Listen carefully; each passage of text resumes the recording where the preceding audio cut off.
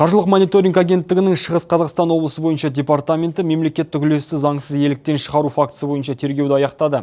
Серікбаев атындағы Шығыс Қазақстан техникалық университеті елдегі жетекші оқу орындарының бірі. Металлургия, машина жасау, энергетика, медициналық техника және басқа да салалар үшін мамандар даярлаумен айналысады. Оның құрамында 17 ғылыми орталық, зертхана және ғылыми өндірістік алаң жұмыс істейді. Алайда 2018-2020 жылдары университеттің бұрынғы басшылығы Технопарк Алтай жауапкершілігі шектеулі серіктестігінің жарғылық капиталындағы 78% мемлекеттік мажоритарлық үлесті заңсыз түрде жеке меншікке өткізген.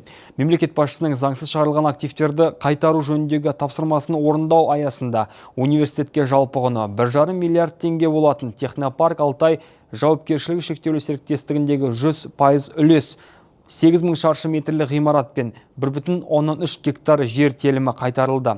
Қайтарылған активтер зертханалық және оқу базаларын орналастыруға, сондай-ақ травматология, ортопедия және онкологиялық протездеуге арналған медициналық өнімдер шығаратын инновациялық кластерді дамытуға пайдаланылатын болды. Активтерді қайтару жұмыстары жалғасады.